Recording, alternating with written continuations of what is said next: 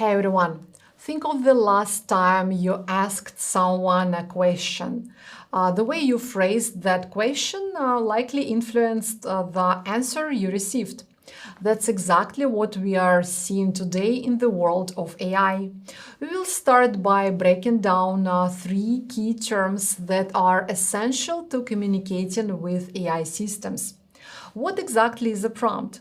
What do we mean by prompting? And how does prompt engineering bring it all together? We'll also explore the distinction between chat and enterprise prompting. Let's get started.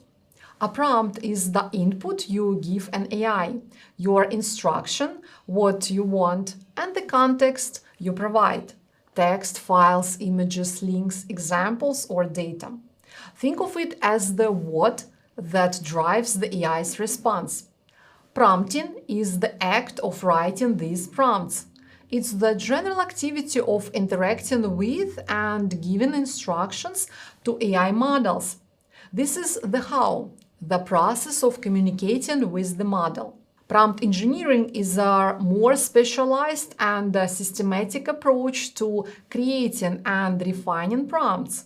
It involves understanding how the model reasons, testing and iterating on instructions, and considering edge cases.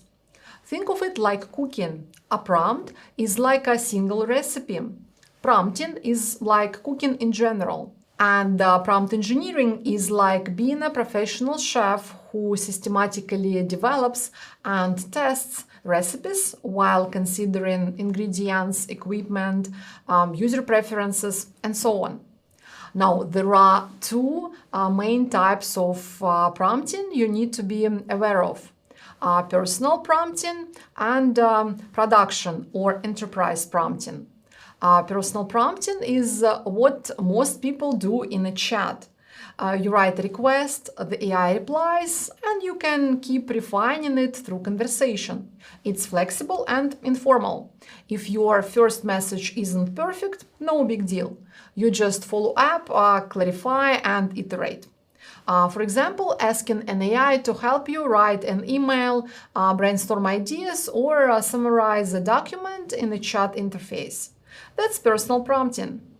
Production or enterprise prompting, on the other hand, is when you design prompts to be reused by you, by a team, or inside a product or workflow. The goal is not just a good answer once, but consistent results across many runs and many inputs. For instance, imagine a customer support assistant on a company's website. It needs to answer thousands of customer questions reliably, including messy inputs like typos, unclear requests, or missing information. In this setting, prompts have to be more structured, more predictable, and more reliable. This is why production prompts usually include clear rules, stricter output format, and more guardrails, because they are meant to work repeatedly, not just once. In other words, personal prompting or chat prompting helps you get great results fast, and production prompting helps you get reliable results repeatedly. Why do we talk so much about this distinction between personal prompting and production prompting? Because the way you write and refine prompts changes depending on the setting. If you search for extra materials on prompting, you will often find advice that's designed for production use. Prompts that need to work reliably across many users, many inputs, and lots of edge cases.